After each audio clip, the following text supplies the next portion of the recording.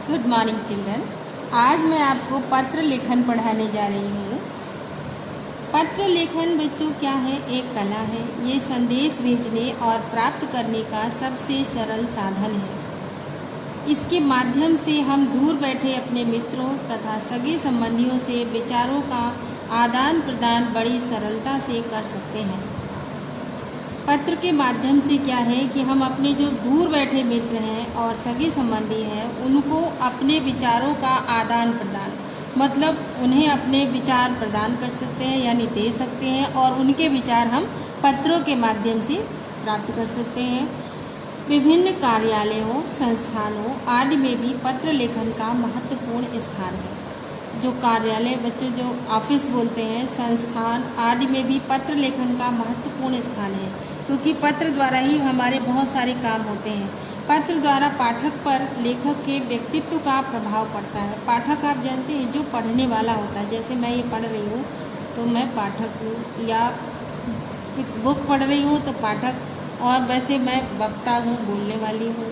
ठीक है, पाठक मतलब पढ़ने वाला, ये जो बुक पढ़ रहा हो पढ़ने वाला। ठीक है, अगर आप पढ़ेंगे तो आप पाठक बन जाएंगे। ठीक है, तो पत्र द्वारा पाठक पर लेखक के व्यक्तित्व का प्रभाव पड़ता है, यानी हम क्या लिख रहे हैं वो उससे क्या है हमारे विचार सामने आते हैं, तो हमारा स्वभाव कैसा है, हमारा नेचर कैसा है, इस बारे में पता चलता है। अतः पत्र लिखते समय कुछ बातों का ध्यान रखना चाहिए। इसलिए हमें पत्र लिखते समय कुछ बातों का ध्यान रखना चाहिए। क्या? पत्र की भाषा सरल, स्पष्ट और स्वाभाविक होनी चाहिए, यानी क्लिष्ट भाषा, कठिन भाषा का प्रयोग नहीं करना चाहिए।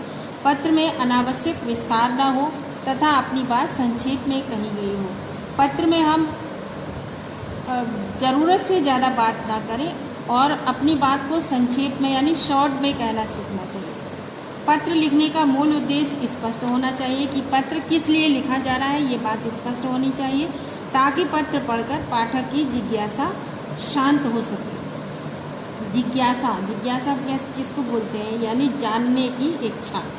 जिज्ञासा मतलब जानने की इच्छा। तो जो हमने पत्र लिखा है उसे पढ़ करके जो पाठक है, जो पढ़ने वाला है, उसकी जिज्ञासा शांत हो जाए। जिस व्यक्ति को पत्र लिखा गया हो उसके लिए उचित अभिवादन का प्रयोग करना चाहिए। उचित अभिवादन, जैसे हमसे कोई बड़ा है तो हम उसके लिए क्या यूज़ करेंगे? प्रणाम बोलेंगे, चरण स्पर्श बोलेंगे, या बराबर वाला है तो उसको हम क्या कहेंगे? नमस्ते, सप्रेम नमस्कार। छोटा है तो प्यार बोलेंगे। इस तरह से जैसे सादर प्रणाम, चरण स्पर्श आदि। लेख सुंदर और स्पष्ट होना चाहिए। हमारी राइटिंग अच्छी होनी चाहिए।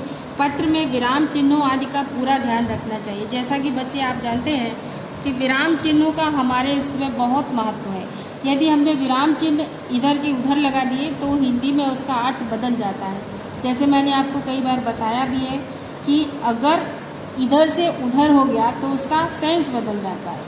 तो इसलिए जो विराम चिन्ह आपको समझते हैं, जैसे फुल स्टॉप, कॉमा, ये सब चीज़ें आपको जगह पर लगानी है, तभी पूरा होगा। पत्र में लिखने वाले का पूरा पता तथा दिनांक स्पष्ट एवं उपर्युक्त स्थान पर उपर्युक्त नहीं, ये बच्चों गलत लिखा है, इसमें उपर्युक्त नहीं होता, उपयुक्त होता है ये। ठीक है, उपयुक्त माने सही जगह पर लिखा जाना चाहिए। उपर्युक्त होता है ऊपर लिखा हुआ, और उपयुक्त माने सही जगह पर।